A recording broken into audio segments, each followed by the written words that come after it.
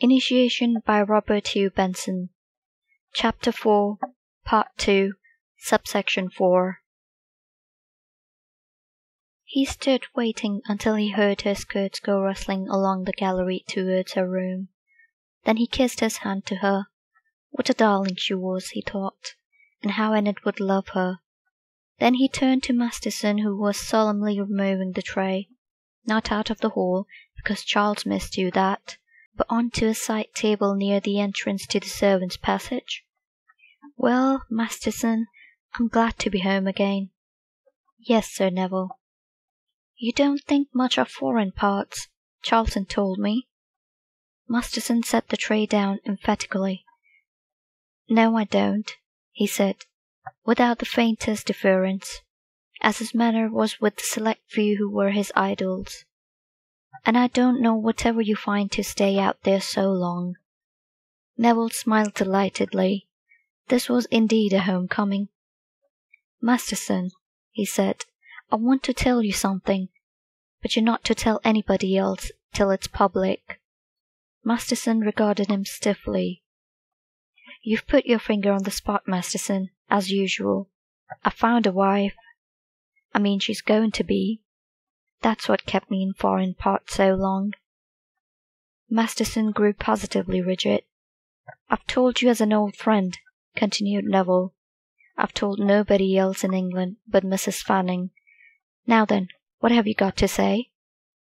Masterson's grim lips moved, but no sound came from them. "Shake hands, Masterson, and wish me luck." Masterson took the hand in a violent grip. His mouth shook with emotion, but he said nothing. He wheeled and went out. Neville was content. He understood the other well enough. Upstairs, in the passage outside Jim's room and his mother's, a single shaded light was still turned on, showing the boys' door to be open.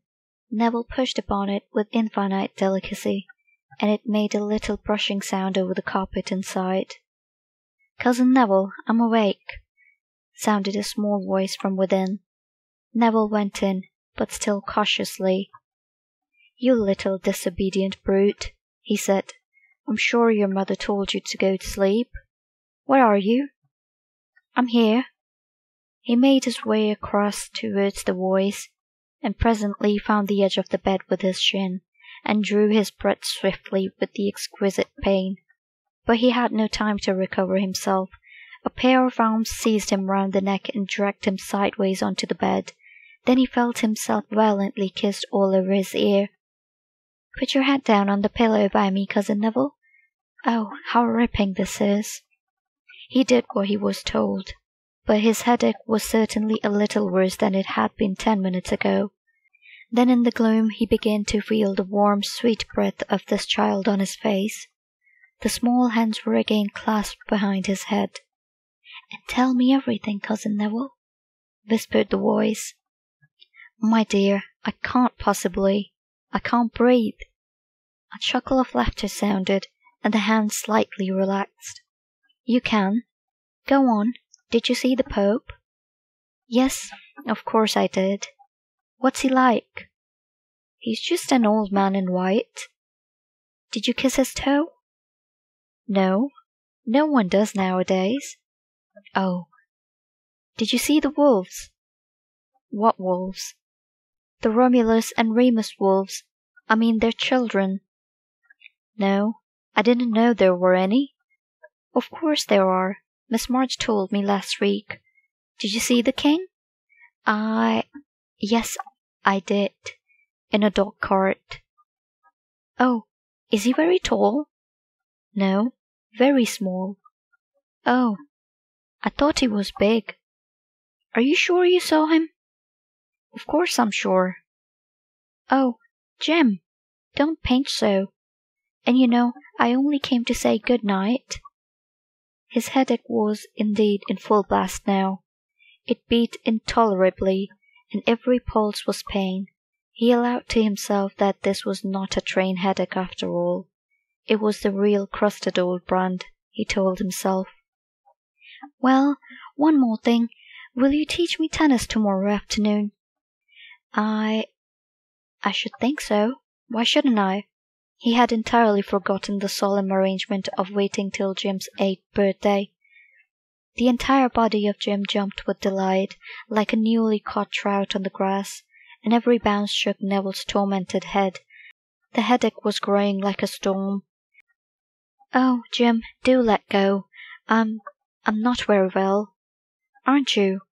Were you seasick?" Neville sat up, and in the dark pressed his hands on his temples. "No, I wasn't seasick at all, but I must go, Jim. See you tomorrow." "Well, kiss me, can't you?" Neville bent and kissed him. "Good night, Cousin Neville." "Good night, my dear." At the door once more the voice reached him. "Good night, Cousin Neville." "Good night, old chap." "Leave the door open, won't you, or else the cat can't get in." "All right, old chap. Good night." "Good night." Subsection 5. He blinked as he came out into the light of the passage again, and still more when he reached the gallery looking over the hall, for the lights were not yet turned out, though he could hear footsteps moving about in one of the rooms that opened out of it, moving about no doubt on that mysterious business that always takes servants round a house the last thing at night. For the moment the light seemed to relieve his eyes, perhaps as a kind of counter-irritation, and he waited here, looking down into the hall before going on to his room that was next his father's old room on the other side. The hall looked very big and majestic from here, and as earlier in the evening to Anna it appeared to him to resemble a stage, set for some play. The tall tapestried chairs in which the two had sat a while ago were still in the positions they had left them in, and the little table was between. The red light of the wood fire, now sunk to a steady glow, glimmered on the carving here and there. And then he suddenly thought of what a perfect setting all this would be for Enid, how perfectly she would fit into the picture. He remembered her long dresses that had seemed to him curiously antique, the thin chain of pearls she wore round her neck, her masses of hair. In these two chairs perhaps they would be sitting together, probably a few months hence. Aunt Anna would be gone, no doubt. That was a pity, and yet perhaps, just for the first year or two, it might be better. How exquisitely, too, and its slow movements would suit this place. A bustling girl in a tweed skirt would be as much out of place as a tourist in a cathedral. He glanced down at one of the portraits he could see under the gallery to his right. That was Lady Brightington, he remembered, who had married his great-grandfather. He thought there was something of Enid in her pose, not, of course, the least in face or expression, but just in her still manner and dignity. Then he remembered that Aunt Anna had not given him the photograph back, and clapped his hand to his pocket. He must ask her for it tomorrow. As he stood upright again from leaning on the banisters, his eyes fell, as again Anna's had done a couple of hours earlier, on the great cornice door that was the entrance to what had been his father's room. And to him, too, came a memory of the tragedy that had been played behind it, and a touch of the fear that had been so vivid to him, too, at the sight of it, for the first month or two after his father's death. Again the house was quiet. The footsteps below had ceased. The servant had probably gone out at the further end of whatever room he had been in. Neville stared a moment or two longer at the door. His pain was coming back now, in swift strides. The pulses that were like stabbing knives in the front and at the top of his head were prevailing more and more swiftly over the pulses that were comparatively painless. Yet, even through that pain, a strange fear made itself felt. To him, too, it seemed, for a perceptible space of time, that if he kept his attention fixed on that door for a little longer, it might open, and a figure come out, in a flowered dressing gown, with the bandages that held the eyes like a terrible crown about the head. Or perhaps even now, the door was open, and the figure was there, looking at him. It was only that he could not see it. And then the pain drove all else away, as physical sensation can eliminate, if it be but sharp enough. the more delicate tremors of the mind or soul, and he went to his room, telling himself that he was a ridiculous ass, and that he must see to it that the room was opened again properly and inhabited once more. Perhaps he himself had better take it, and have done with it. Meanwhile, here was the headache to be reckoned with. Subsection 6. 2 hours later he still was awake. The usual programme was being carried faithfully through. He had taken his medicine which Charlton had set out, according to custom, on his dressing-table, and had then bathed his forehead, first in stinging hot water, and then with eau de cologne. Then he had got ready for bed, and when all was ready, had once more soaked his handkerchief and tied it around his forehead.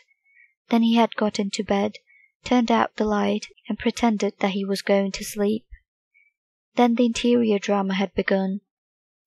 It was first a galloping horse that approached from the immeasurable distance to which the hot water and eau de cologne had temporarily banished the agony. That approached to announce to him that they were all coming back as fast as they could. This horse galloped slowly and rhythmically, at a steady rate of progress, and the beat of his fur hoofs altogether marked the blows of pain that he experienced. The horse came nearer and nearer, growing, as was but natural, in weight as he approached, until he was really there, so to speak. He remained there a few seconds, never longer than about a minute, apparently prancing to the same rhythm, in the same place, without otherwise moving at all.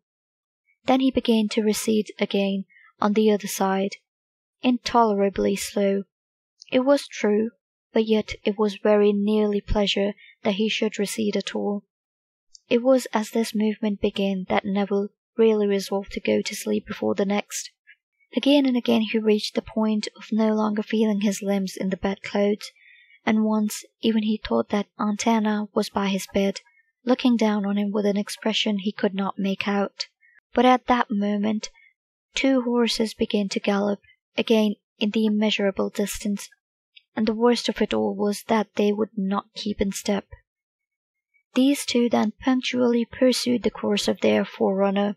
They approached, they arrived, they remained steadily prancing, the 4 feet of each rising and falling not quite together. They began to recede.